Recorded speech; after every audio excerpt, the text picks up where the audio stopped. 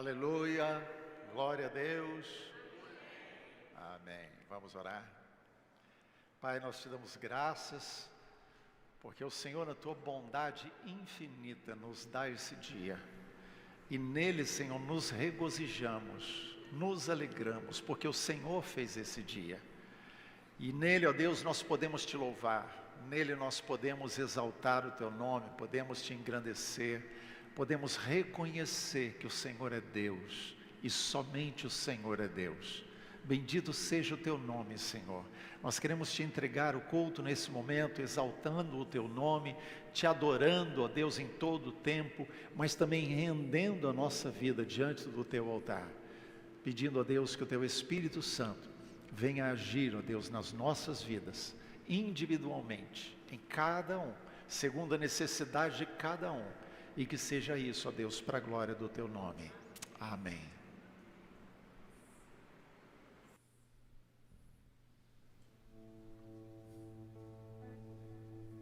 Jesus, Jesus, Jesus, estamos aqui para te adorar, Senhor. Estamos aqui para exaltar o teu nome, para engrandecer ao Senhor, para entregarmos o nosso culto racional, queimarmos, Senhor, diante de Ti, entregar um sacrifício vivo. Então vem sobre nós, Senhor. Jesus, Jesus, amado, eu te convido nesse momento a olhar para Jesus. Ele é o único motivo de estarmos aqui. Ele é o único motivo de, nesse momento, termos essa motivação de entregar algo. Ele é o caminho, Ele é a verdade, Ele é a vida. Então olhe para Ele nesse momento. Olhe para Jesus. Seja grato por tudo, independente da situação. A palavra nos chama a sermos gratos, a agradecer ao Senhor, a rendermos graças. Jesus,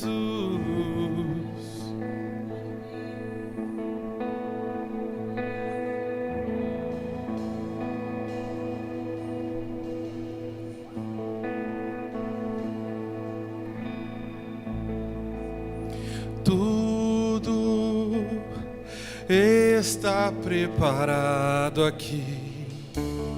A casa e o meu coração também.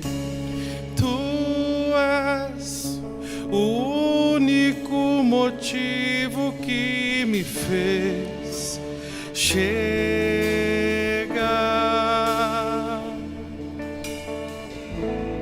Os filhos já estão chegando aqui. Agora somos 2 ou 3 ou mais. Encontre meu coração disposto a queimar por ti. Todos os versos e canções que eu conseguir cantar, todas as vezes quebrantado, só quero te falar que teu é o reino e a glória para sempre. Teu é o domínio e o poder, amém, amém. Teu é o reino e a glória para sempre. Teu é o domínio e o poder.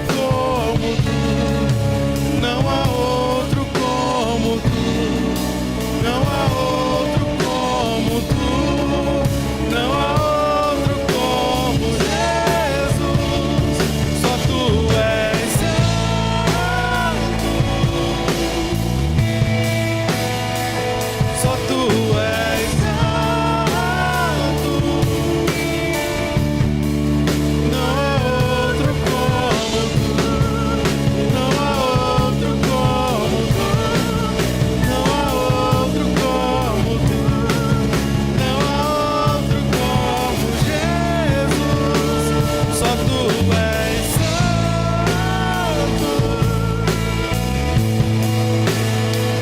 Só tu és.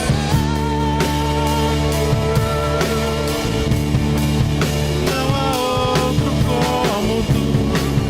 Não há outro como tu. Não há outro como tu.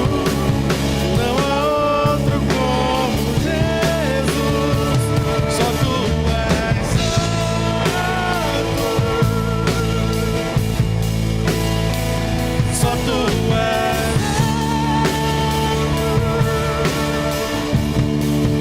Não há outro como tu. Não há outro como tu. Não há outro como tu. Não há outro como Jesus. Só tu és santo.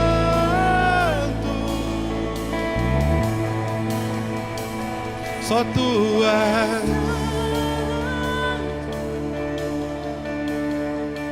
Não há outro como tu.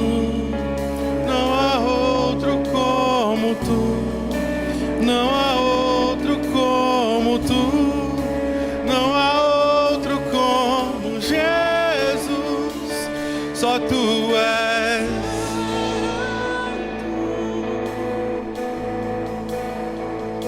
Só tu és santo. Não há outro como tu.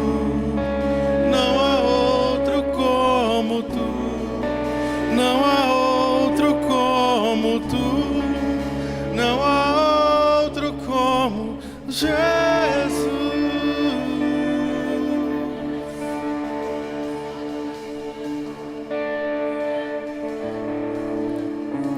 Maior que o nosso Deus, outro não há.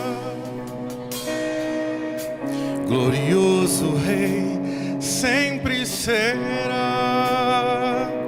com todo o seu poder, com toda a glória, Ele reinará.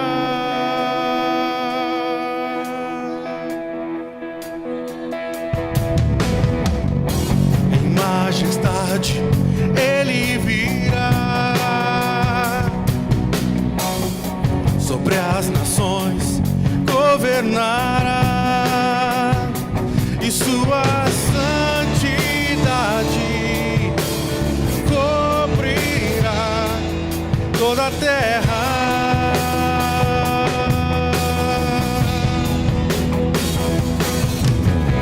Quem é como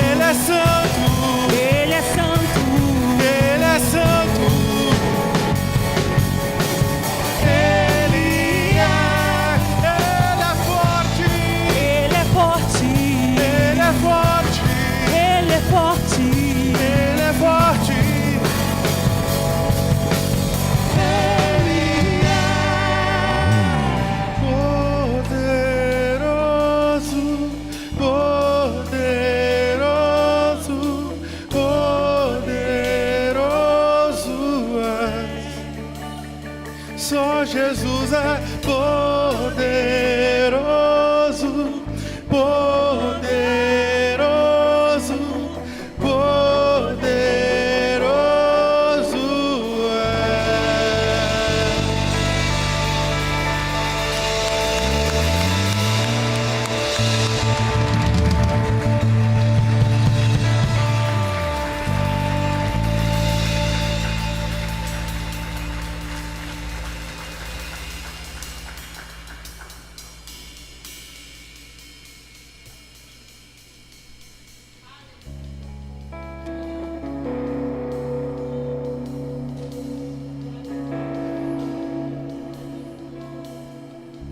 Jesus, só Tu és poderoso, Senhor.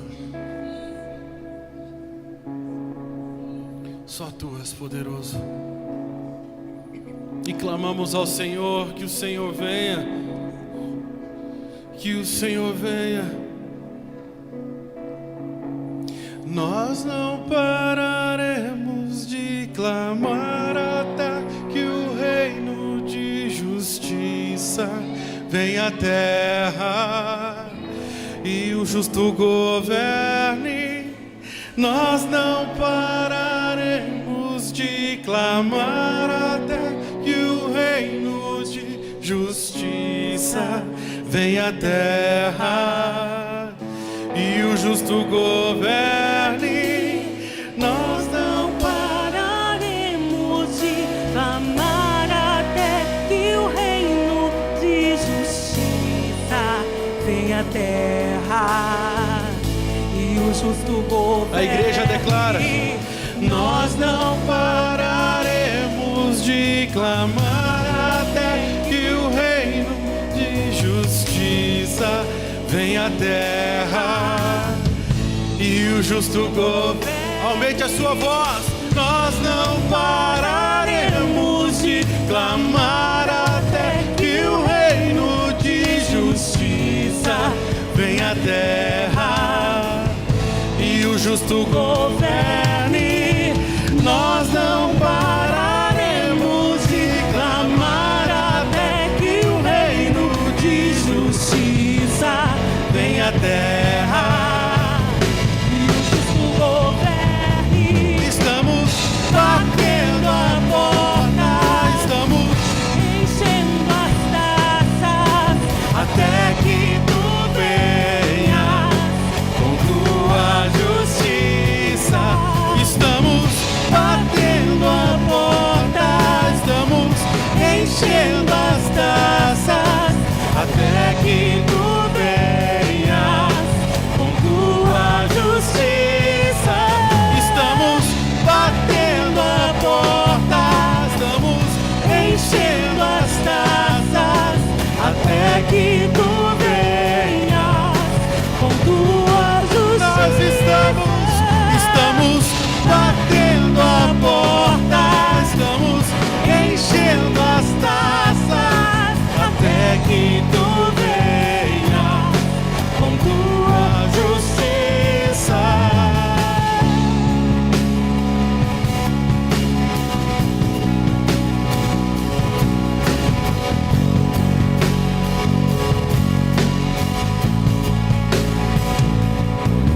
Ele veio como um cordeiro, ele veio como um redentor, ele virá para governar, o cordeiro reinará.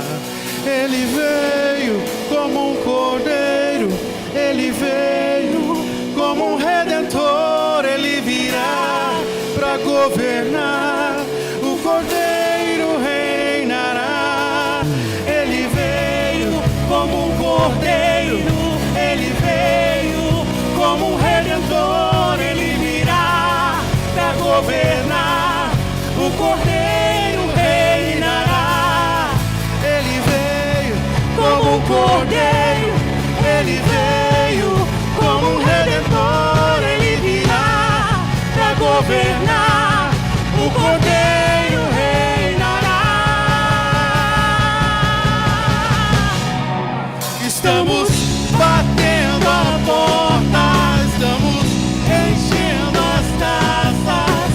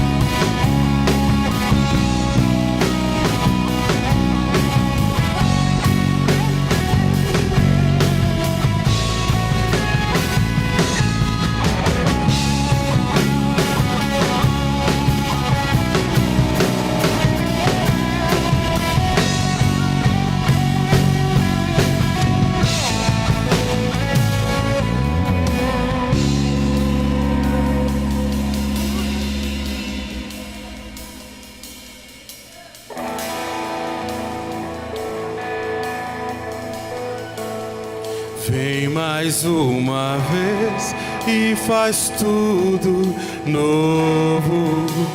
Vem mais uma vez e agita todo o meu ser. Faz a eternidade se alinhar com o natural. E da terra nós que somos pó clamamos: aviva-nos, aviva-nos, aviva-nos, Senhor. E faz tudo novo. Vem mais uma vez e agita todo o meu ser. Faz a eternidade se alinhar com o natural. E da terra nós que somos proclamamos: aviva-nos, aviva-nos, Aviva-nos, Senhor. Fere meu coração com uma ferida de fome por ti. Fere meu coração com uma ferida de sede por ti. Ensina-me a clamar e a suplicar até que o Senhor venha.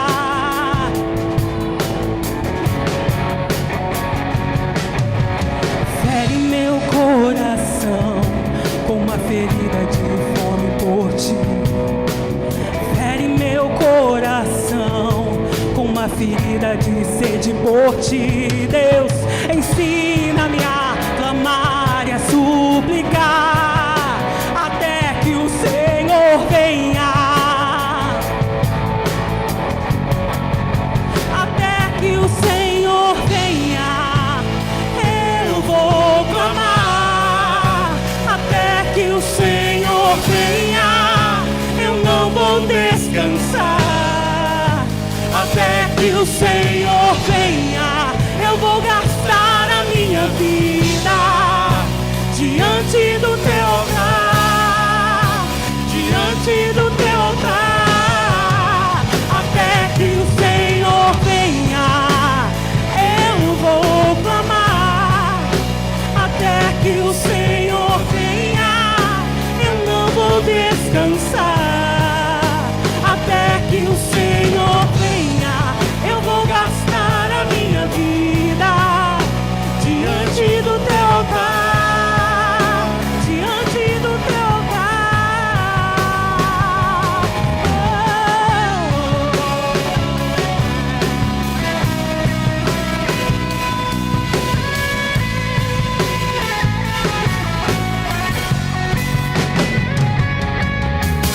Fere meu coração com uma ferida de fome por ti.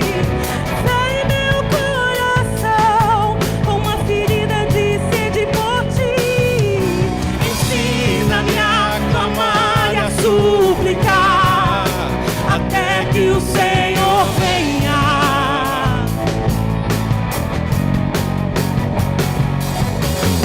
Fere meu coração com uma ferida de fome por ti. Fere meu coração com uma ferida de sede por ti. Deus, ensina-me a clamar e a suplicar até que o Senhor venha. Até que o Senhor venha, eu vou clamar. Até que o Senhor venha, eu não vou descansar.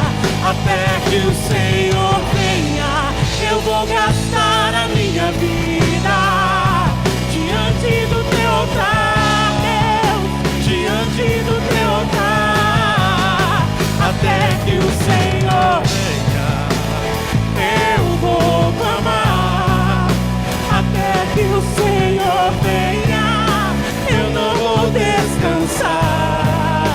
Até que o Senhor venha, eu vou gastar a minha vida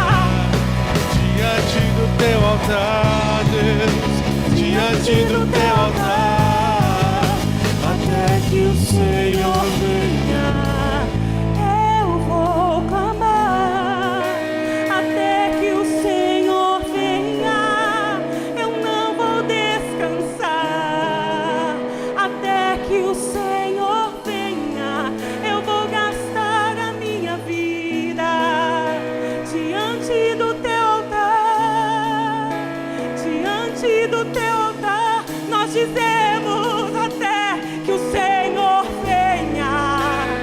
Eu vou clamar como tua igreja até que o Senhor venha. Eu não vou descansar, mantendo as lâmpadas acesas. Eu vou gastar diante do teu altar, diante do teu altar, até que o Senhor venha. Eu vou clamar até que o Senhor venha. Eu vou ficar mais perto de ti, Senhor, até que o Senhor venha. Eu vou gastar a minha vida diante do teu altar, diante do teu altar. Então pegue o meu coração, pegue meu coração com uma ferida de fome por ti. Pegue meu coração com uma ferida de sede por ti. Ensina-me a clamar e a suplicar até que o Senhor venha. Oh, me fere com teu amor, Senhor. Fere meu coração com uma ferida de fome por ti. Fere meu coração com uma ferida de sede por ti.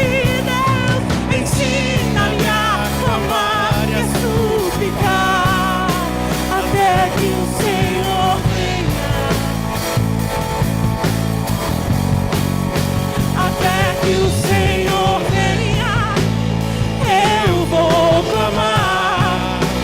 Até que o Senhor venha, eu não vou descansar, eu não posso parar. Até que o Senhor Vem, Senhor, eu vou gastar a minha vida diante do teu altar, diante do teu altar.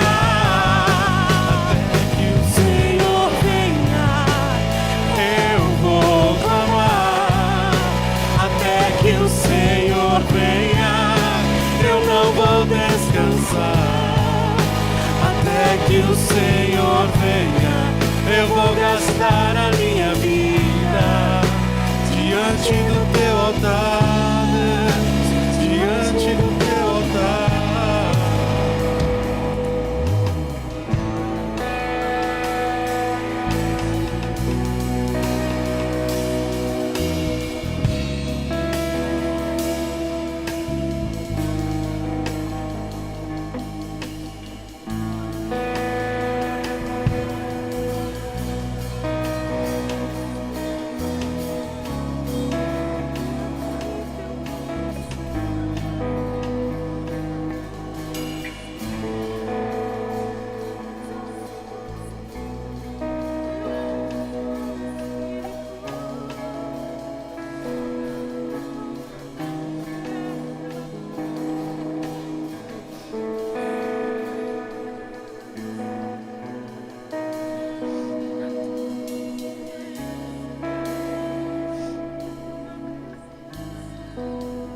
Lâmpada para os meus pés é a tua palavra.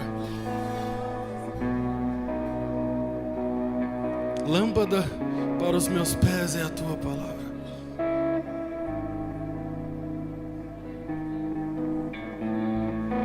Lâmpada para os meus pés é a tua palavra.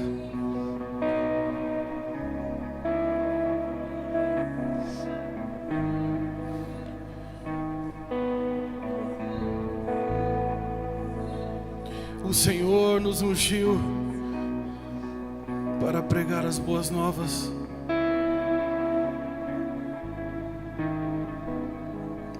E calçamos os pés nas sandálias do Evangelho da Paz. Pois lâmpada para os meus pés é a tua palavra, Jesus. Até que o Senhor venha, eu vou clamar.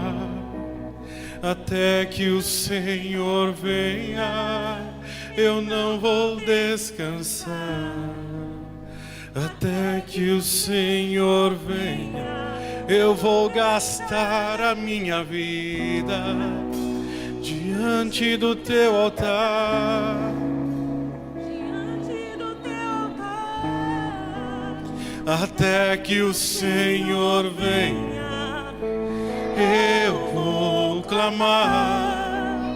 Até que o Senhor venha, eu não vou descansar. Até que o Senhor venha, eu vou gastar a minha vida diante do teu altar, diante do teu altar.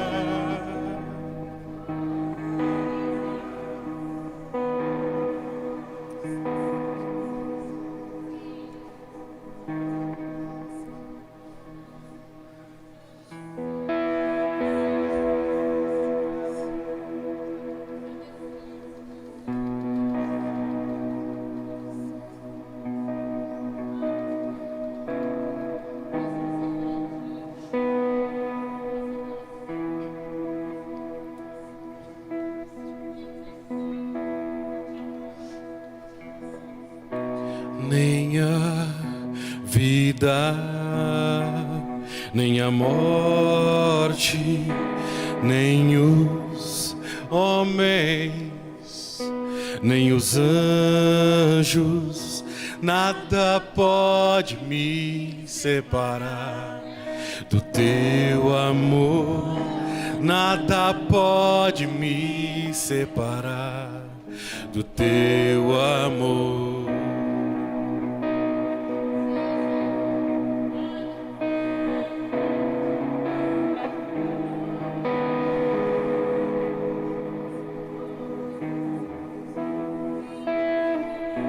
Nem o ouro, nem a prata, nem o presente, nem o porvir, nada pode me separar do teu amor. Nada pode me separar do teu amor.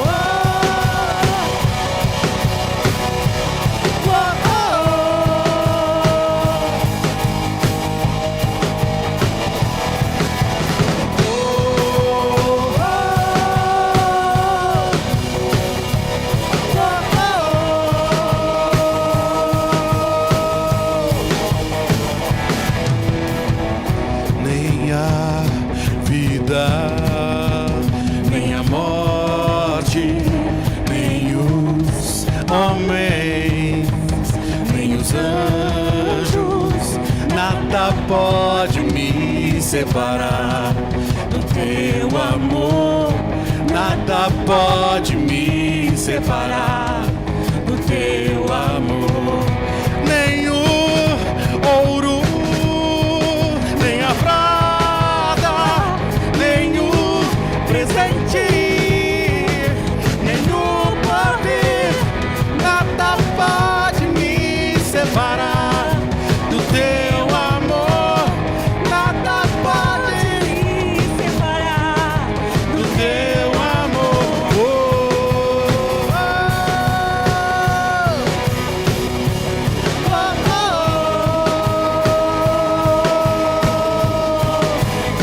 Nem os olhos puderam ver, nem os ouvidos ouviram, nem subiu ao coração do homem o que Deus preparou para aqueles que o amam.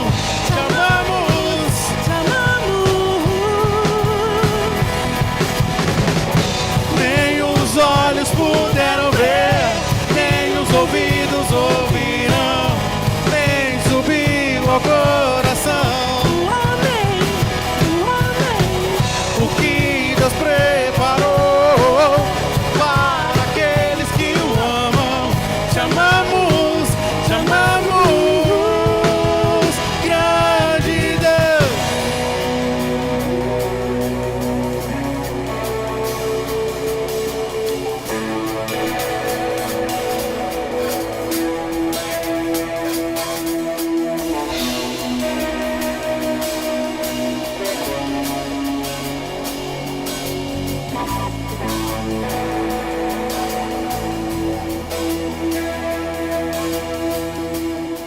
Nem a vida, nem a morte, ou qualquer situação poderá nos separar do teu amor. Nem a vida, nem a morte, ou qualquer situação poderá nos separar do teu amor. Nem a vida, nem a morte, ou qualquer situação poderá nos separar do teu amor. Nem os olhos puderam ver, nem os ouvidos ouviram, nem subiu ao coração do homem o que Deus preparou para aqueles que o amam. Te amamos, te amamos. Nem os olhos puderam ver, nem os ouvidos ouviram, nem subiu ao coração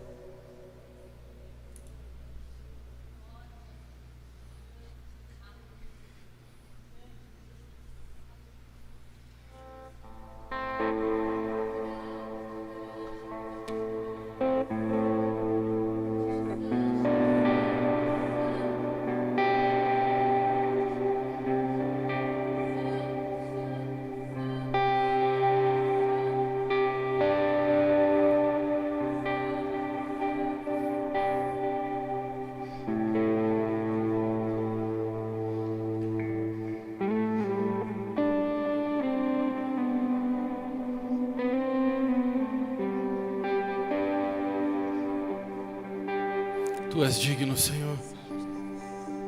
Tu és digno de tudo. Tu és o nosso grande Deus. Tu és a nossa fortaleza.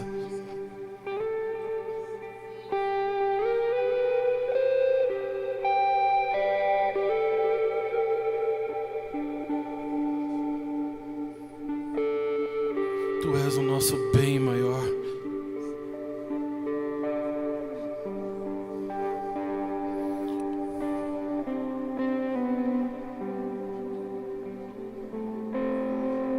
O Senhor ressuscitou.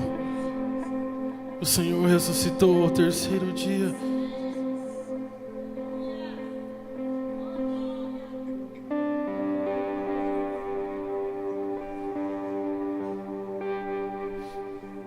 O Senhor é o nosso Redentor. E não há outro. E não há outro. Aleluia. É por isso que cantamos a Ti. É por isso que nos alegramos. Porque o nosso coração é Teu.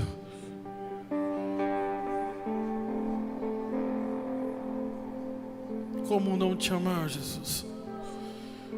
Como te conhecer e não te amar? Tu és o único. E te damos graças. Te damos graças por tudo, Jesus.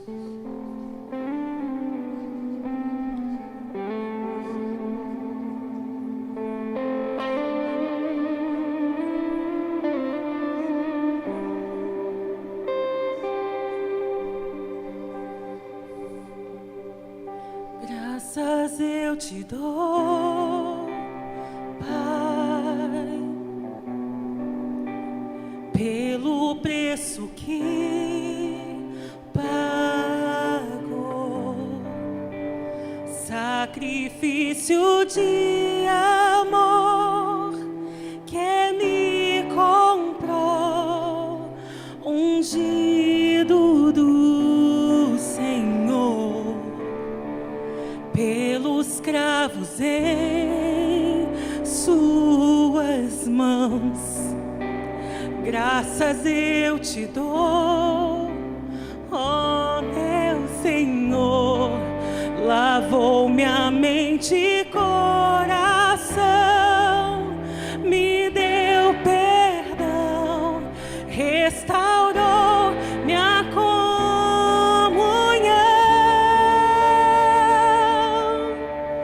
Digno é o Senhor,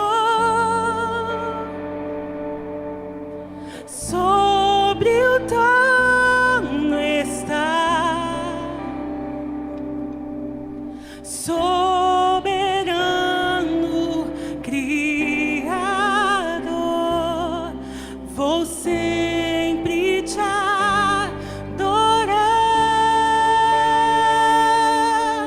elevo minhas mãos ao Cristo que venceu, Cordeiro de Deus, morreu por mim,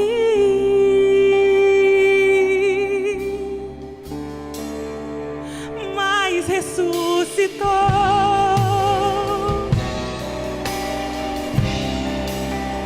Digno é o Senhor.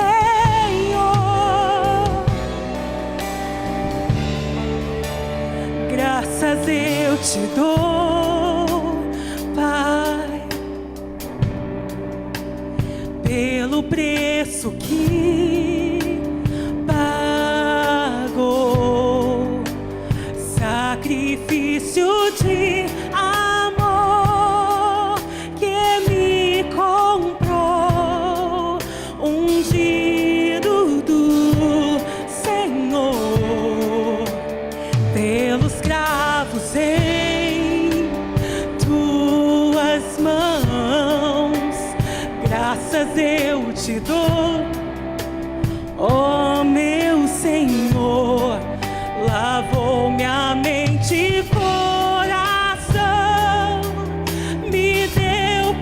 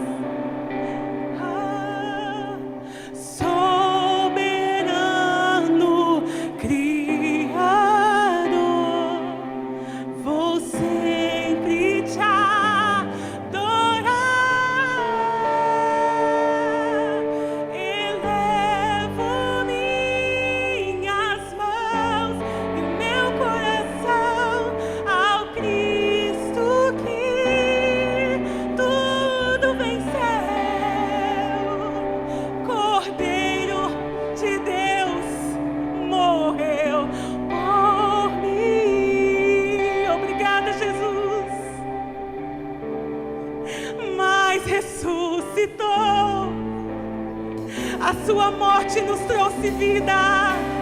Digno é o Senhor. Pela tua dor nós temos vida, Senhor. Obrigada, Jesus. Obrigada, Jesus. O que poderíamos fazer, Senhor, para te agradecer pelo teu sacrifício, pelo seu sangue inocente que se deu por nós. Te damos graças, te damos graças.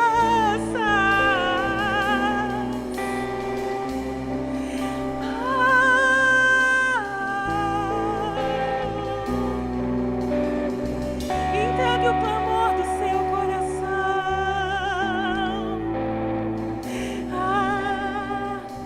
Toda gratidão, te damos graças.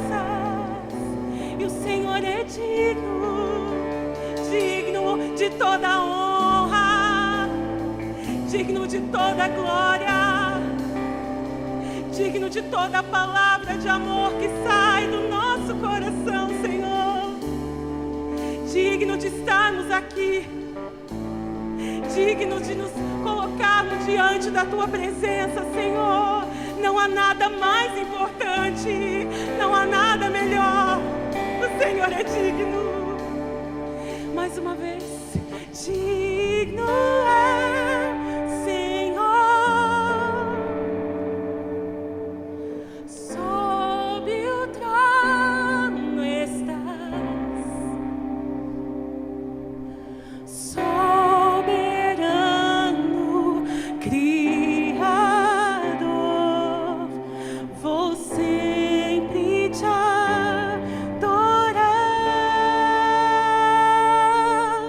Elevo minhas mãos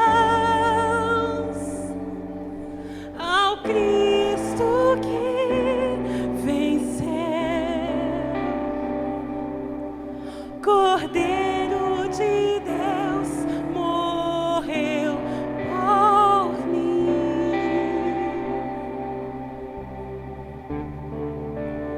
mas ressuscitou.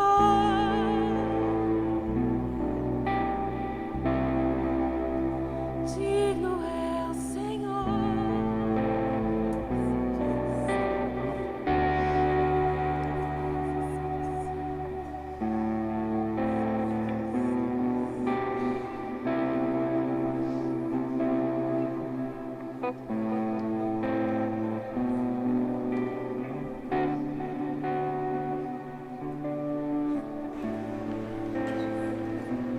Digno é o Senhor. Digno é o Senhor. Digno é o Senhor. Não há outro digno. Porque ninguém foi achado digno senão o Cordeiro. Digno é o Senhor. Bendito é o teu nome, Senhor. Aleluia. Amém. Pode sentar.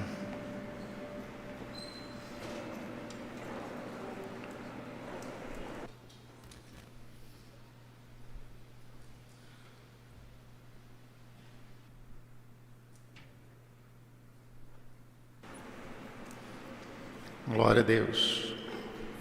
Aleluia. Êxodo capítulo 3. Não precisa abrir, vou apenas citar.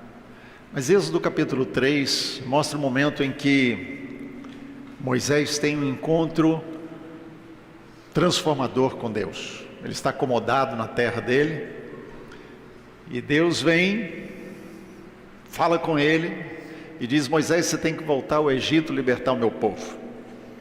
Moisés tem aquela luta ali, né? Ele resiste, ele cria barreiras, argumentos, mas por fim ele acaba cedendo e ele vai ao Egito.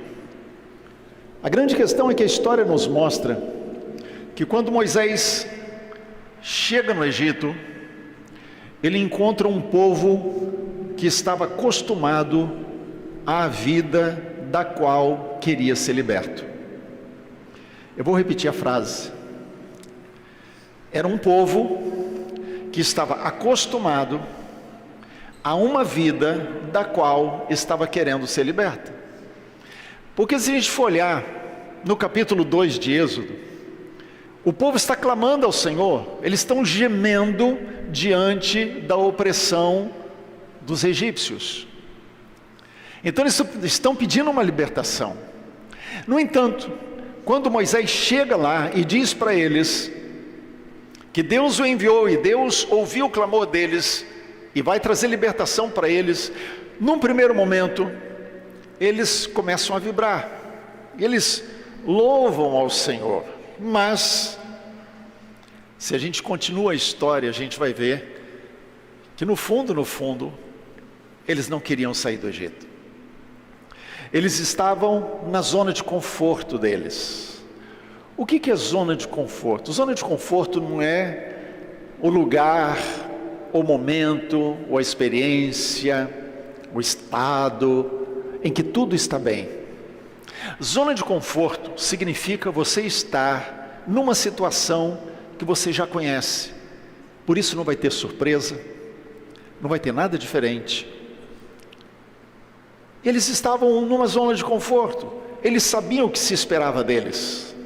E de repente vem um libertador e vai dizer para eles que eles têm que sair da zona de conforto e mudar para uma outra estação, para um outro momento, para uma outra situação.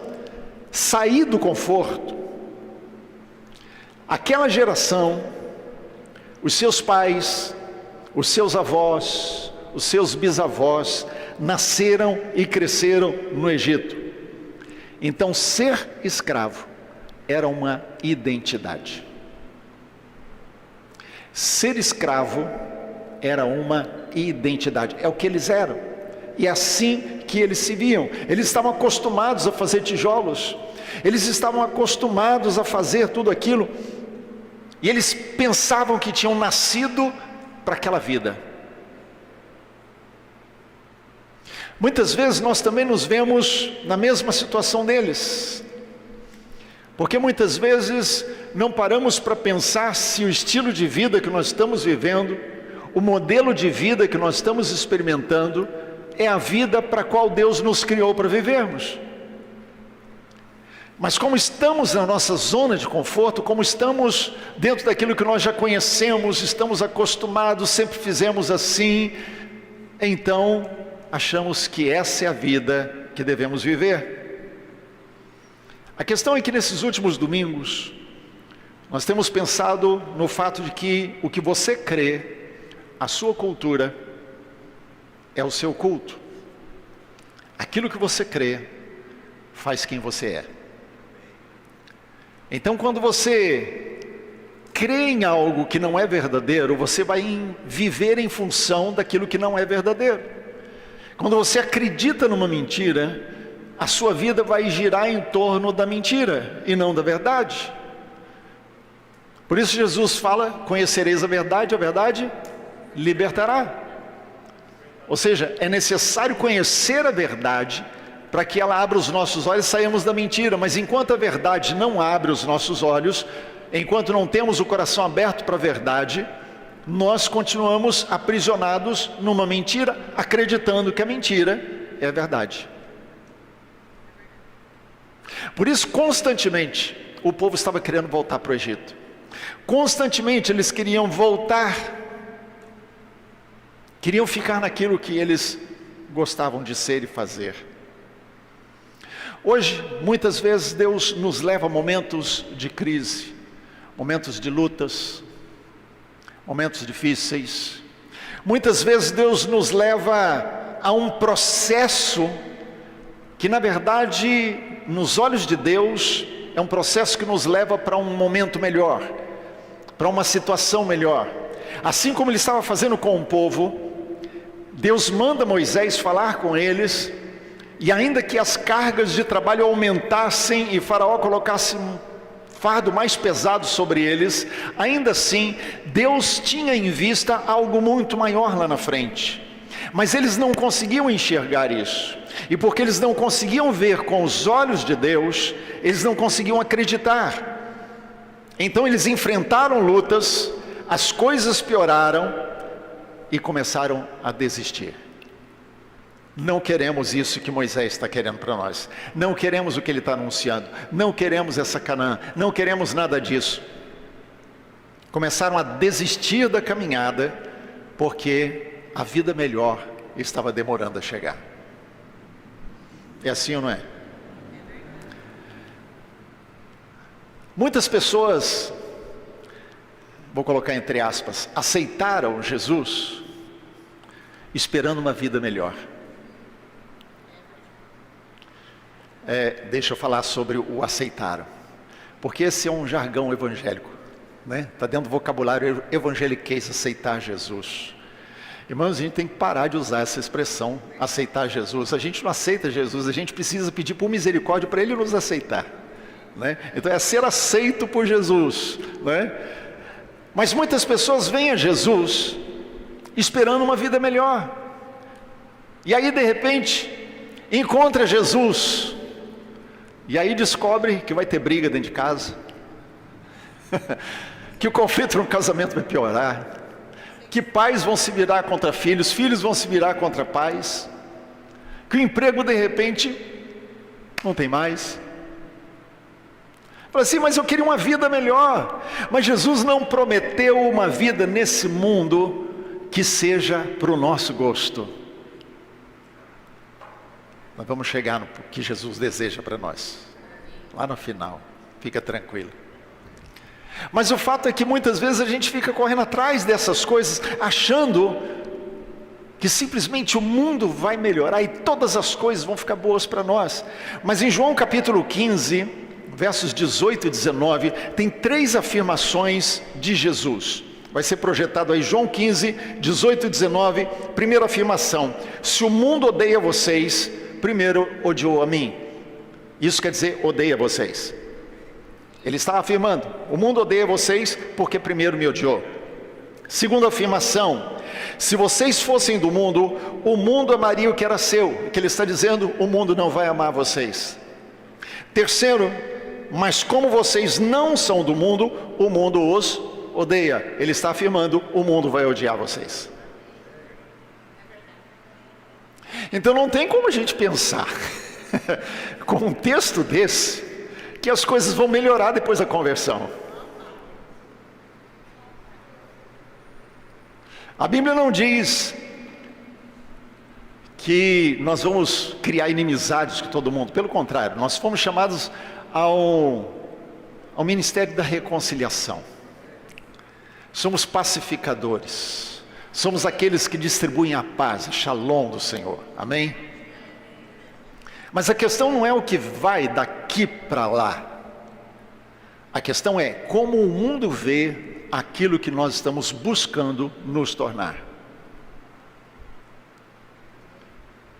Estão me entendendo? A questão não é o que oferecemos daqui para o mundo. Isso nós sabemos. Jesus disse, deixo-vos a paz, a minha paz vos dou. Mas não deixo a paz que o mundo dá. Não é a paz que o mundo oferece. É uma paz diferente. É a paz que excede todo o entendimento, como o apóstolo Paulo diz. É uma paz que vai além da compreensão humana. É algo que vai além das circunstâncias. Não é aquilo que o mundo oferece. Então ele está dizendo aqui, há lutas. A guerra, você entra numa guerra, mas a Bíblia também diz que a nossa guerra, ela não é contra carne e sangue. A nossa luta não é contra carne e sangue. Isso quer dizer, ainda que o que vem do mundo contra nós possa ser ódio, rejeição, barreiras, ainda que seja assim, a nossa luta não é contra as pessoas. Quando Jesus fala, o mundo vos odeia, ele não está falando das pessoas, ele está falando do sistema maligno, sistema malignizado, que domina e comanda as pessoas.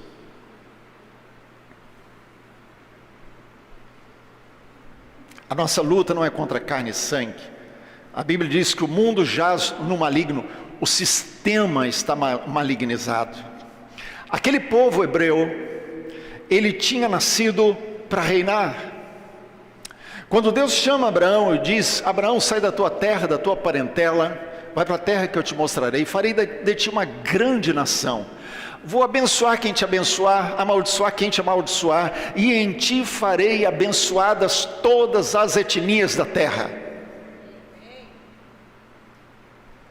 Ou seja, Deus estava a partir de Abraão, da semente de Abraão, começando um povo, através do qual Ele queria abençoar os povos da terra.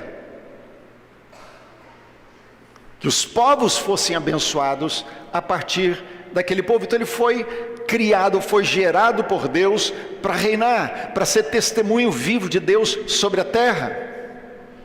No entanto, esse povo, chamado por Deus para ser testemunho de Deus, se contentava com o Egito. Achava que estava tudo bem, que aquela era a vida que Deus tinha para eles. Eles encontraram a zona de conforto deles. É impressionante isso. Sim ou não? Você não olha para esse povo e fica assim, admirado? Como é que eles podiam querer o Egito, se eles tinham Deus a favor deles? Se eles tinham Canaã como promessa de herança na terra? Se eles tinham um projeto maravilhoso de Deus para eles, que era abençoar as outras nações? Como é que eles podiam se contentar em viver no Egito? Amados, quando a gente olha para isso, eu particularmente olho assim, quantas vezes nós reproduzimos o mesmo estilo de vida que aquele povo? Agimos e reagimos exatamente como eles. São crentes que amam estar endividados, amam estar enrolados financeiramente, e acham que essa é a zona de conforto. Acham que é o melhor lugar, nasceu para viver assim. Cadê o Camp? Tem que fazer o curso lá, Ramal Finanças. Amados, é impressionante como eu vejo muitas vezes cristãos vivendo a vida embaraçada financeiramente, quando Deus quer abençoar. Deus não quer que você passe por isso. Deus não te chamou para viver dessa forma. Amém? Deus não te chamou para viver assim. Imprevisto, a gente sabe que acontece, não é? Imprevistos acontecem. Mas ao mesmo tempo a gente precisa aprender a construir as nossas lagoas.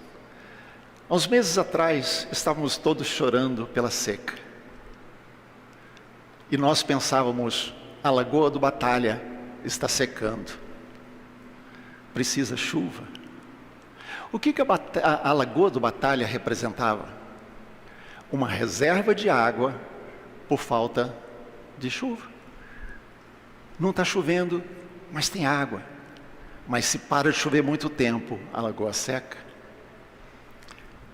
Precisamos aprender a construir lagoas financeiras na nossa vida.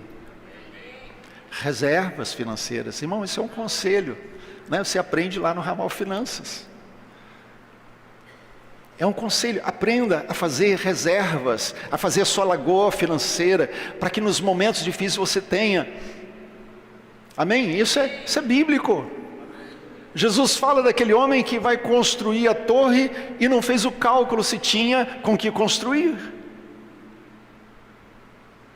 Há momentos que Deus nos pede para dar um passo de fé, mas há momentos que a gente precisa parar e fazer o cálculo. Amém? Há pessoas que vivem e amam viver uma vida de amargura, de ressentimentos. Pessoas que acham que a sua zona de conforto é manter barreiras com pessoas, é ter dificuldades nos relacionamentos. Amado, perdoe, libere aquele que te feriu, libere o perdão da parte do Senhor. Não é uma questão de sentir perdão, é uma questão de decidir perdoar. Pessoas que vivem com brigas, quebras de relacionamento, famílias que se desfazem, amizades são quebradas. Volte atrás, valorize pessoas, valorize quem pensa diferente. Semana passada eu contei aqui, uma experiência em que eu tinha uma divergência e tinha um posicionamento em relação a um outro pastor amigo. E eu percebi que a nossa amizade podia ser quebrada por causa daquilo. E eu disse para ele, eu prefiro ficar sem razão a perder a sua amizade. Valorize as pessoas. Não viva essa espiral de brigas, dissensões, mágoas, rancores, quebras. Deus não te criou para viver assim. Deus te criou para reinar em vida. Deus te criou para reinar em vida.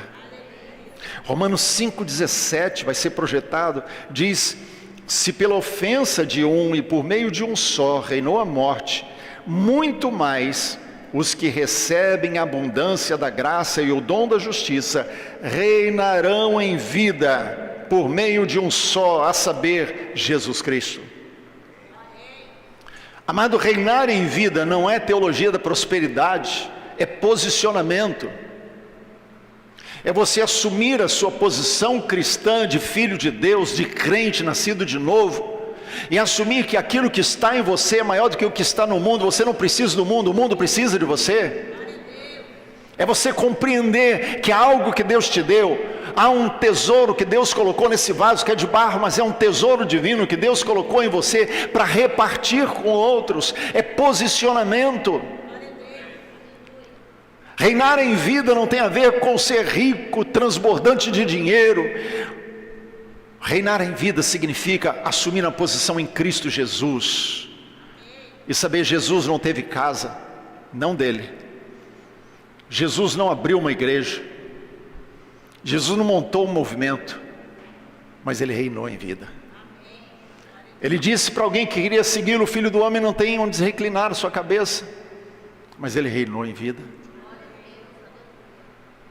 Porque reinar em vida tem a ver com posicionamento, assumir uma posição.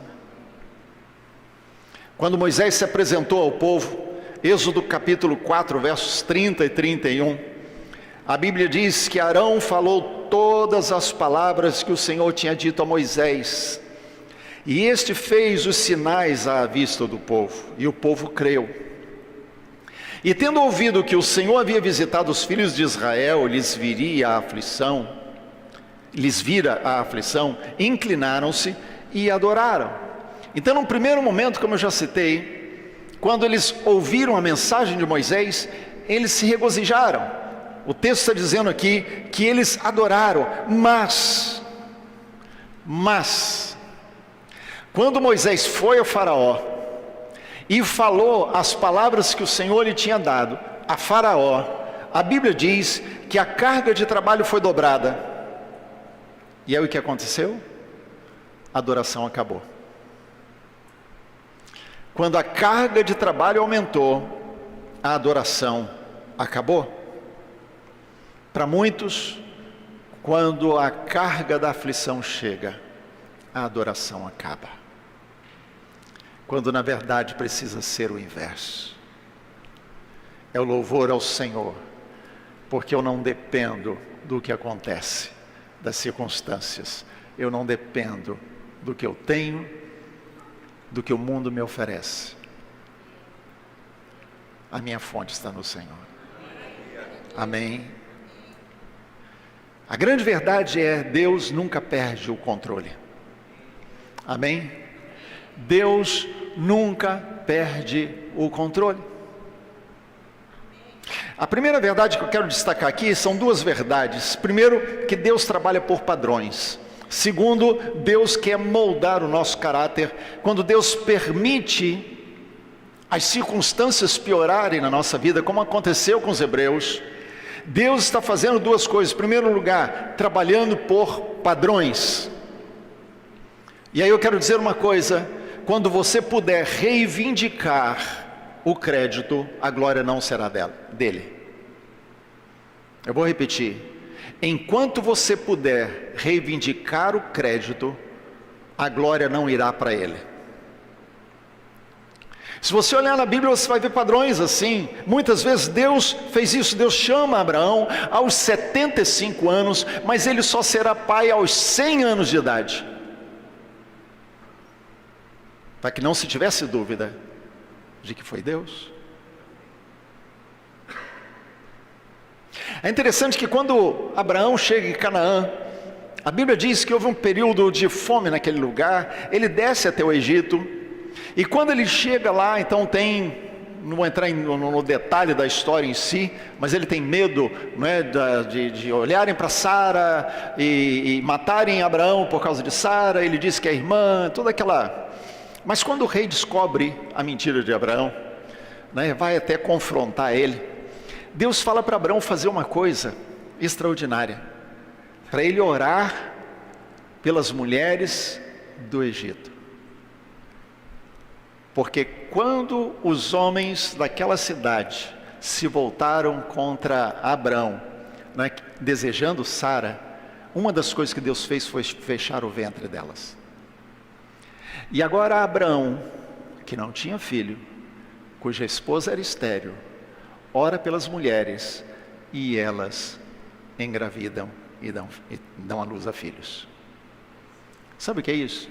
É Deus dizendo assim: enquanto você tiver o controle, o crédito não é meu. Então primeiro perca o controle e você me dará o crédito. Amém? Olha só os exemplos de Sara, era estéril. Rebeca era estéril. Raquel era estéril. Ana, estéril. A mãe de Sansão, estéril. Isabel, a mãe de João Batista, estéril. Há um padrão aqui. É Deus dizendo: quando eu quero fazer algo, eu faço de tal forma que o crédito não pode ser de uma pessoa. A glória será minha, porque a minha glória eu não divido com ninguém, diz o Senhor. Deus trabalha por padrões. Segundo, Deus usa as circunstâncias para moldar o nosso caráter, para nos ensinar dependência, confiança. É interessante porque quando o povo vai sair do Egito, Deus muda o calendário.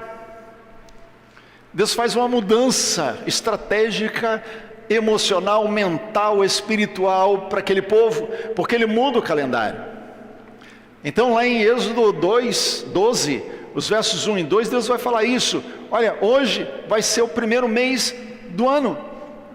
Aquele não era o calendário egípcio que eles estavam acostumados. Deus estava fazendo uma mudança de calendário, porque Deus estava confrontando um estilo, uma cultura, um modelo de vida que eles estavam acostumados, e dizendo: a partir de agora é outro, é diferente, é um novo momento, vai mudar. Por isso Deus muda o calendário e estabelece um novo calendário, em que o primeiro mês do ano é o mês da Páscoa. Por isso a gente não celebra virada do ano agora, irmãos. Só lembrando historicamente, se você vai para o Google, gente, vai para o Google, faz uma pesquisa rapidinha, depois, agora não, depois, mas rapidinho, sobre como surgiu o mês de janeiro. Ele não existia. O ano começava no mês de março, que é o mês que em tese batia com o calendário lunar, que era o mês da Páscoa. Mas então foram acrescentados 2 meses, o mês de janeiro e o mês de fevereiro. O mês de janeiro foi um mês dedicado a um deus pagão chamado Janus, que é o Deus das entradas. Então, a celebração de janeiro ela era feita para invocar o Deus das entradas, para que a entrada do ano tivesse a bênção de Janus. Por isso a celebração da virada do ano, ela traz consigo toda uma carga de invocação espiritual. Estão comigo? Então, Deus faz uma mudança. Por isso que a gente não faz a celebração de virada do ano aqui na igreja. Não é? A gente respeita quem faz lá fora, não é? Quem não tem entendimento, quem não tem a revelação ainda. Mas quem tem a revelação e segue fazendo a mesma coisa, o que significa? Desobediência, rebelião. Por quê? Porque eu sei o que devo fazer e não faço. E a Bíblia diz que quando eu sei o que devo fazer e não faço, então eu peco. O inverso também, quando eu sei que não devo fazer e faço, eu estou pecando do mesmo jeito. Mas vamos seguir aqui. Então o texto diz que Deus quer moldar o nosso caráter, Ele está fazendo isso com aquele povo, por isso Ele muda o calendário. E Ele traz então juízo sobre os deuses do Egito, para que ficasse claro que a glória era dele. Deus envia 10 pragas. E eu quero que você preste atenção nisso, porque a primeira praga é a água do Nilo transformada em sangue, está lá em Êxodo 7. E o Deus Rapi é o Deus do Nilo. O Deus Com é o guardião das fontes do Nilo. 2 deuses só para um rio. Mas quando as águas do rio se tornam em sangue e nada pode ser feito, os deuses são desacreditados. A segunda praga é a praga das rãs, que atinge diretamente Reguete, deusa da fertilidade, que era representada por uma rã. A terceira é a praga dos piolhos, que atinge diretamente os deuses Gebe e também o sacerdócio egípcio, que exigia pureza ritual, e a terra ficou contaminada pelos piolhos. A quarta é a praga das moscas, e atinge diretamente o deus Kepri, o deus associado ao escaravelho. A quinta é a peste dos animais, que atinge o deus Hathor, a deusa Apis, o deus Mineves. Primeiro, deusa vaca. Segundo, touro sagrado. Terceiro, boi divino. E agora, a peste nos animais, inclusive os sagrados. A sexta é a praga das úlceras, que atinge diretamente Sekhmet, que é a deusa da cura, que não conseguiu curar as úlceras que vieram. A sétima praga é a saraiva com fogo, que atinge diretamente os deuses Nut, que é a deusa do céu, Deus Shu, Deus do ar, e Set, Deus das tempestades, e vem uma tempestade de fogo e não de água. A oitava praga é a praga dos gafanhotos, que atinge diretamente Osíris, Deus da fertilidade e das colheitas, que é dizimada pelos gafanhotos. O Deus Horus, que é a divindade real ligada à luz. Perdão, essa vem na nona, né, que é das trevas por 3 dias. Imagina, gente, 3 dias trevas. Você vai sair daqui a pouco, está tudo escuro. Ainda tem a luz dos postes, né? Luz das casas. Naquele tempo não tinha isso. Agora imagina 3 dias sem luz em lugar nenhum. O sol não brilhou. E atinge diretamente Ra, Deus Sol. Atum, criador associado ao sol. Horus, divindade real ligada à luz. O sol foi silenciado e o Deus Sol não pôde fazer nada. A 10ª praga, a morte dos primogênitos, e atinge o filho primogênito de Faraó. E Faraó era considerado filho de Ra, o Deus encarnado. Atinge diretamente Ísis, protetora da vida, e Osíris, Deus da vida após a morte. Atinge o coração do poder do Egito e mostra quem era o Senhor da vida. No entanto, o povo olha todas aquelas coisas acontecendo, eles estão morrendo de medo, eles não sabem o que é aquilo, eles não conseguem olhar para o alto e crer que Deus está no comando. Então, quando as coisas começarem a piorar, creia. Quando as coisas começarem a piorar, creia, porque Deus está prestes a fazer coisas grandes. Não pense que os dias maus são prenúncio de dias piores. Quando Deus está no controle da nossa vida, os dias ruins podem chegar, mas os dias melhores estão por vir. Deus tinha coisas grandes para o povo que ainda não tinham acontecido, que eles ainda não tinham visto, mas primeiro tinha que piorar. E às vezes Deus faz assim. Então, querido, mantenha-se firme. 1 Coríntios capítulo 15, verso 58, da Nova Versão Internacional, diz: portanto, meus amados irmãos, mantenham-se firmes e inabaláveis, sejam sempre dedicados à obra do Senhor, pois vocês sabem que no Senhor o trabalho de vocês não é inútil. Mantenha-se firme, porque o que Deus está fazendo na sua vida e o que você está fazendo para o Senhor não é inútil.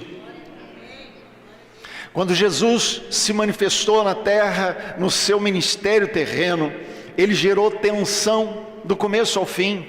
Ele gerou tensão entre os discípulos em muitos momentos, ele gerou tensão entre os religiosos em diversos momentos, e ele gerou tensão contra si mesmo. Antes da glorificação, antes de estar sentado à destra no trono da majestade, veio Getsemane, veio a cruz, veio a sepultura, veio a incredulidade de discípulos. Mas tudo isso antecedeu a glória. Todas essas coisas antecederam a glória. Abra sua Bíblia em Hebreus capítulo 12. Agora nós vamos para a Bíblia de verdade. Hebreus capítulo 12. É um texto que eu já usei recentemente, esse ano, muitas vezes. Hebreus capítulo 12, os versos 2 e 3.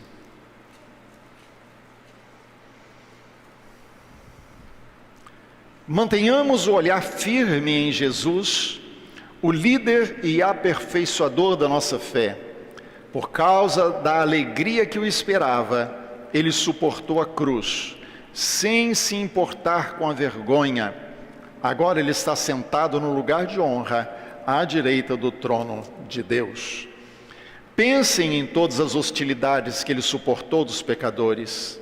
Desse modo, vocês não ficarão cansados nem desanimados. Pense no que ele suportou. Ele tinha algo que estava proposto para ele. E ele permaneceu firme por causa daquilo que tinha sido proposto para ele. Pense no que ele enfrentou e o que ele sofreu, porque se você pensar nisso, você não vai desanimar. Porque com certeza o que ele suportou foi muito pior do que qualquer coisa que eu e você estejamos suportando. Os hebreus não queriam Canaã, eles queriam o Egito. Mas quando eles decidiram ir para Canaã, estavam aceitando até bezerro de ouro. A questão é, e como já coloquei em outra ocasião aqui, quando você não sabe quem é, você não sabe para onde ir. Quando você não sabe para onde ir, qualquer coisa serve. Quando você lembra a história, eles saem do Egito, estão caminhando no deserto, e então eles chegam diante de Canaã pela primeira vez. Imagina, pouco tempo depois, eles estavam diante da terra prometida, eles tinham a chance de entrar e possuir aquela terra. Então Moisés envia 12 espias para que eles olhem a terra, para que eles tragam um relatório. Agora, quando eles voltam, o que eles dizem que viram na terra? Quem se lembra? O que eles viram? Gigantes. Eles viram gigantes. Qual o problema de ver gigante? Tem problema ver gigante? Não tem problema ver gigante. O problema é que o que você vai fazer com isso? Não é? Então não há problema em ver gigante. Gigante não era o maior problema daquele povo. O maior problema daquele povo era a identidade deles. Eles não sabiam quem eles eram. Por isso, quando eles veem o gigante, eles chegam e trazem um relatório e dizem: nós somos gafanhotos. Eles são gigantes, nós somos gafanhotos. Eles não sabiam quem eles eram. Eles não sabiam quem eles eram. Provérbios capítulo 23, verso 7, diz: porque como imagina em sua alma, assim ele é. Nós pregamos sobre isso outro dia. Como imagina em sua alma, assim ele é.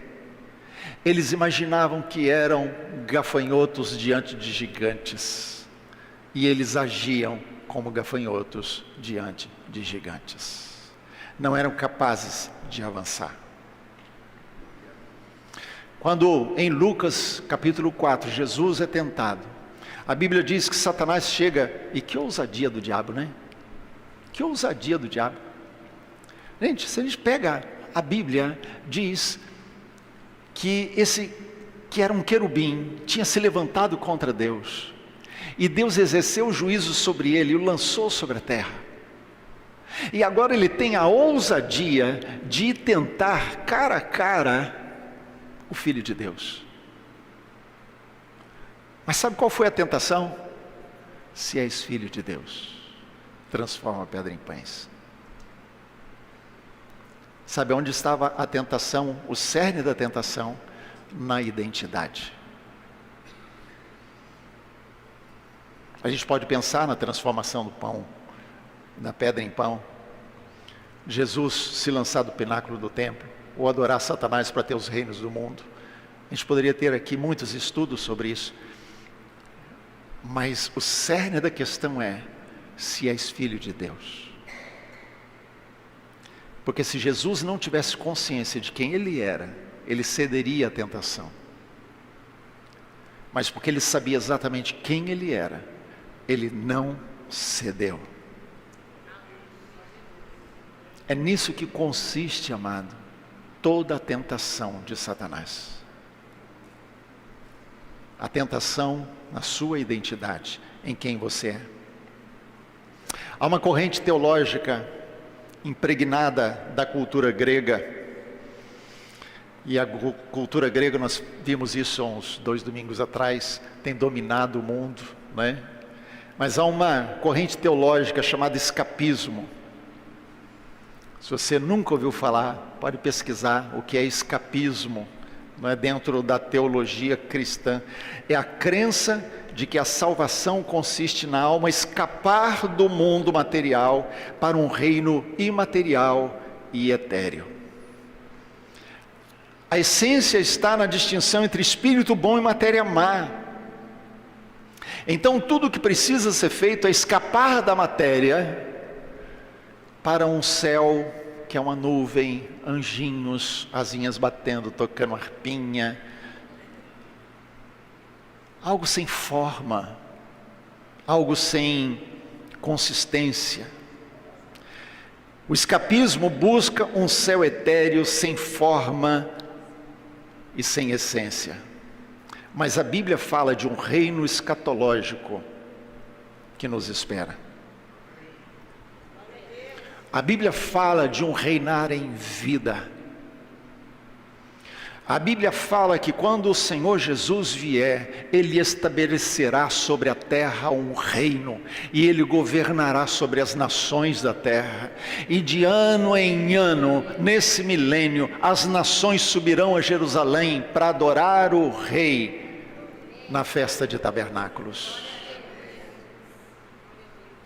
Então, quando nós olhamos para a Bíblia, ele está falando de algo muito presente, de uma manifestação de reinar sobre a vida, sobre a terra, hoje ainda. Jeremias capítulo 29, verso 7 na NVI diz: busquem a Shalom da cidade para a qual eu vos exilei, orem ao Senhor em favor dela, porque a prosperidade de vocês depende da prosperidade dela.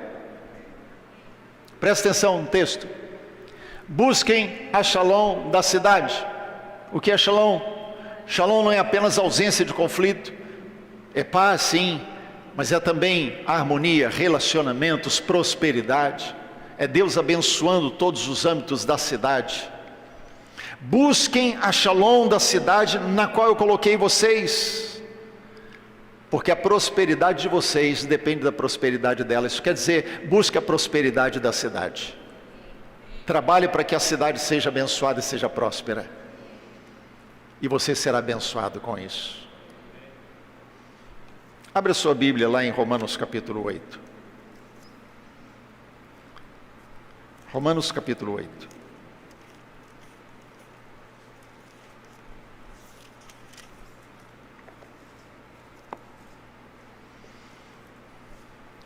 A partir do verso de número 18...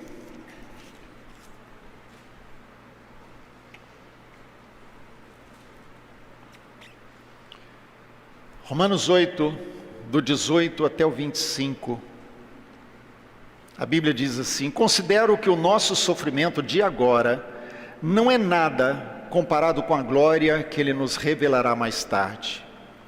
Pois toda a criação aguarda com grande expectativa o dia em que os filhos de Deus serão revelados. Eu vou repetir esse verso. Toda a criação aguarda com grande expectativa o dia em que os filhos de Deus serão revelados.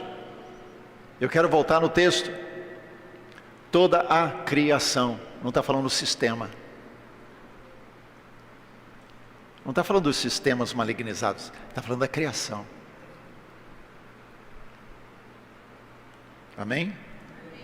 Toda a criação aguarda a manifestação dos filhos de Deus. Verso 20: toda a criação, não por vontade própria, foi submetida por Deus a uma existência fútil, na esperança de que com os filhos de Deus, a criação seja gloriosamente liberta da decadência que a escraviza. Pois sabemos que até agora toda a criação geme como em dores de parto, e nós, os que cremos, também gememos, embora tenhamos o Espírito em nós, como antecipação da glória futura, pois aguardamos ansiosos pelo dia em que desfrutaremos nossos direitos de adoção, incluindo a redenção do nosso corpo. Recebemos essa esperança quando fomos salvos. Se já temos alguma coisa, não há necessidade de esperar por ela, mas se esperamos por algo que ainda não temos, devemos fazê-lo com paciência e confiança. Amém? Deu para entender? Então ele está dizendo aqui, a criação está gemendo, esperando quem? Os filhos de Deus. Quantos filhos de Deus nós temos aqui? Amém, aleluia. Eu também. Aleluia, não é? Isso quer dizer que tem algo a ver com uma vida que nós vivemos aqui e que precisa fazer sentido, ter significado, ter propósito. O fato é que a Bíblia nos diz que eu e você, por causa de Cristo Jesus, nos tornamos filhos de Deus. E se somos filhos, somos herdeiros, herdeiros de Deus, co-herdeiros com Cristo.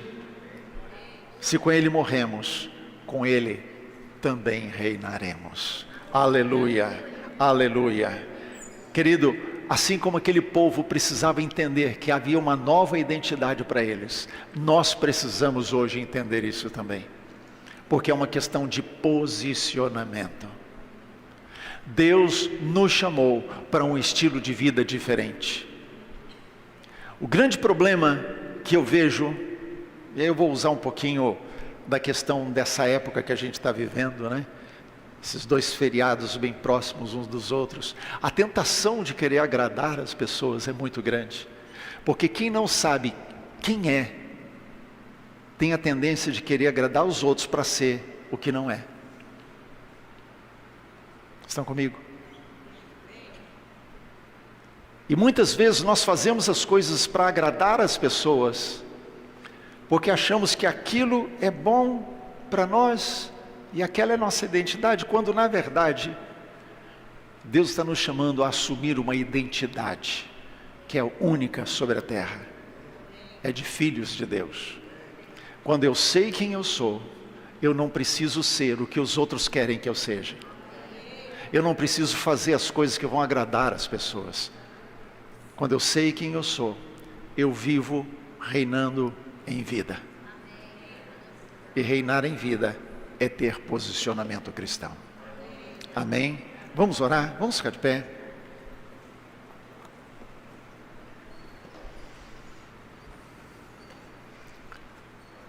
Feche seus olhos diante do Senhor.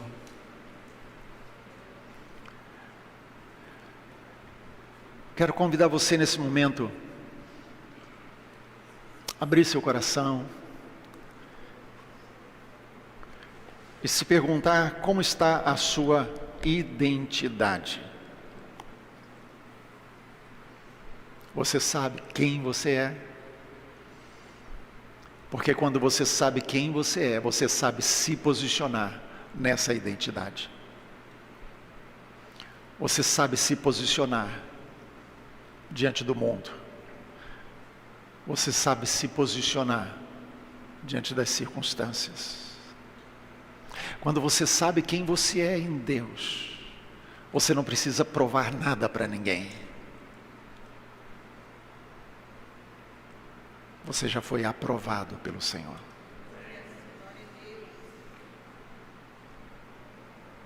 Pai, nesse momento que nós queremos colocar diante de Ti, a nossa vida, aquilo que nós estamos vivendo hoje, Pai, nós muitas vezes queremos viver muito em função das pessoas, e já de imediato, Senhor, quebramos o primeiro mandamento, que é amar o Senhor acima de todas as coisas, e pedimos perdão por isso.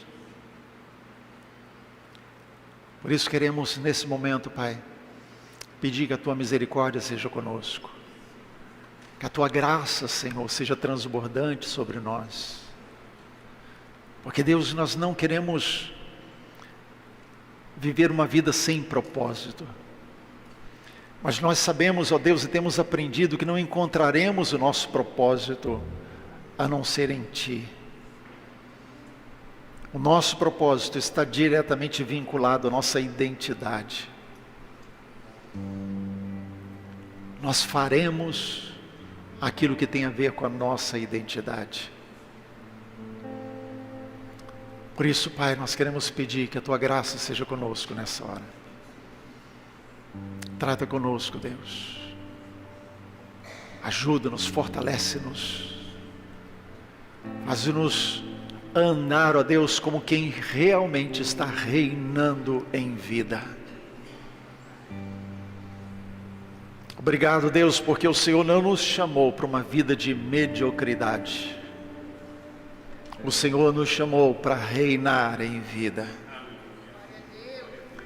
E nós, Deus, declaramos aqui que nós confiamos que o Senhor sabe o que está fazendo. O Senhor não perdeu o controle. Todas as coisas estão diante de Ti, Senhor, diante dos Teus olhos. E com o Teu braço poderoso, o Senhor tem cuidado dos Teus, tem regido a história e tem conduzido as coisas, Senhor, para que esses propósitos possam ser vividos, experimentados por cada um. Mas queremos, ó Deus, dizer que nós entregamos a Ti o nosso presente e o nosso futuro, para que o Senhor cumpra esse propósito.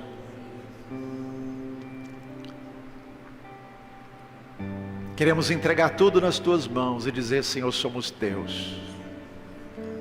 Obrigado, Senhor, porque somos filhos, somos herdeiros, e não o somos, ó Deus, por méritos próprios, somos por causa de Jesus, porque Ele conquistou isso para nós. Obrigado, Senhor. Obrigado porque somos filhos, filhos amados. Louvado seja o Teu nome, Senhor. Aleluia.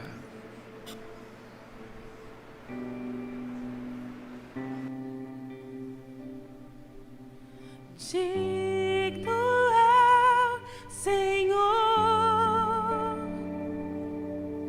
sobre o trono estás, soberano Criador, vou sempre te adorar.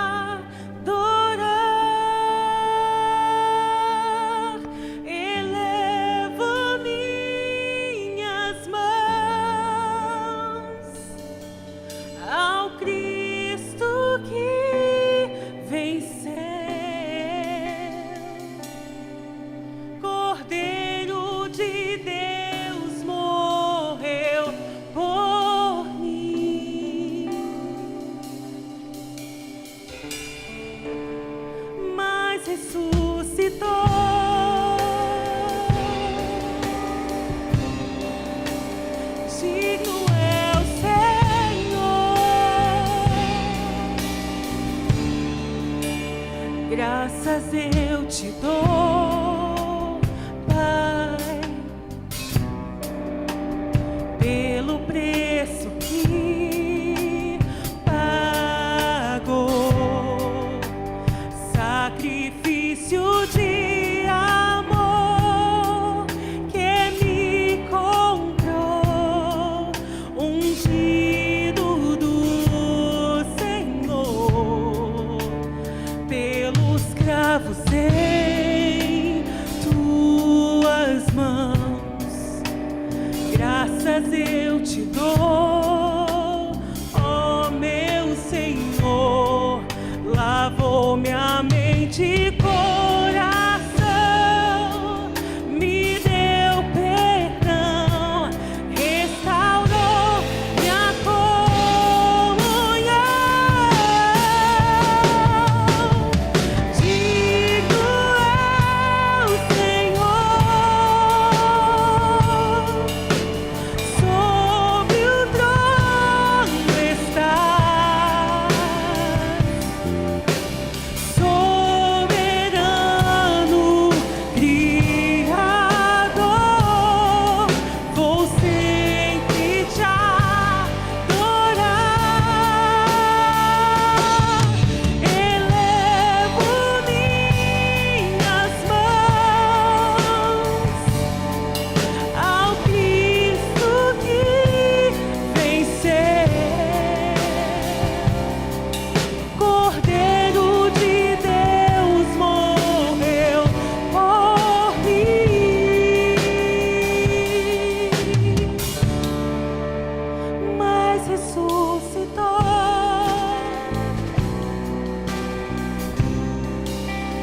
Digno é o Senhor,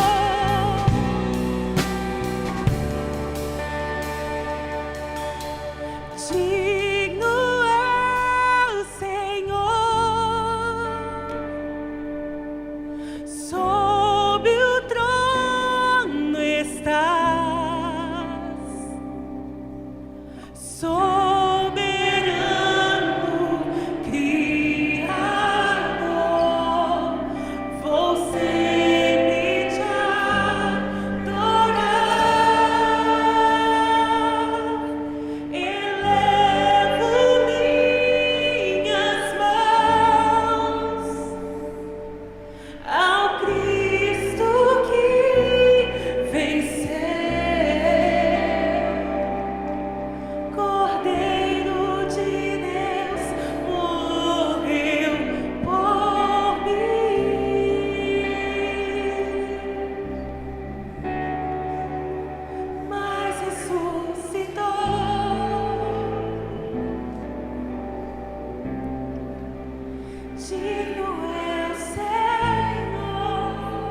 Digno é o Senhor. Digno é o Senhor.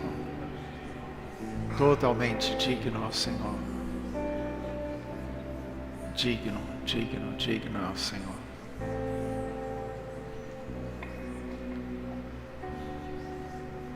Tu és digno, Senhor.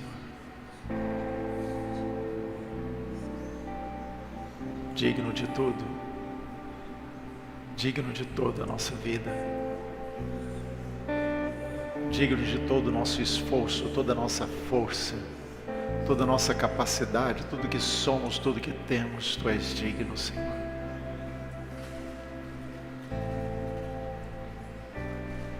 Bendito seja o Senhor, porque somos teus, ovelhas do teu pastoreio,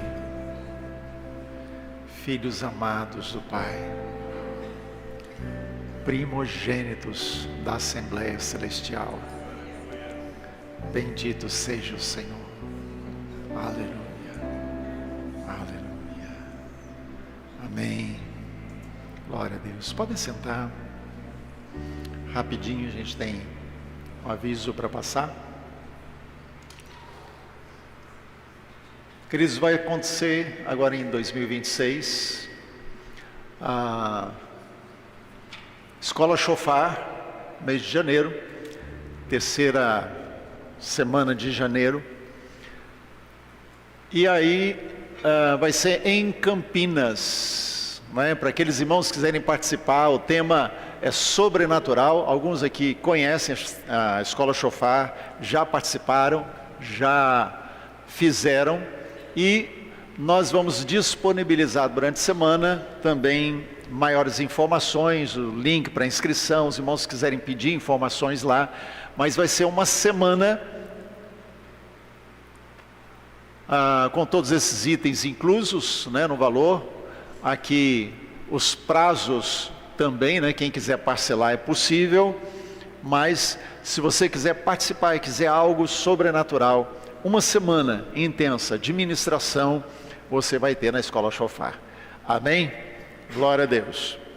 Na última semana de janeiro, queridos, nós queremos fazer mais uma semana como aquela que nós já fizemos aqui, uma semana inteira de busca, de estudo bíblico, né, de olhar para a palavra e buscar uma direção de Deus para aquilo que Deus tem para falar conosco daqui para frente. Nós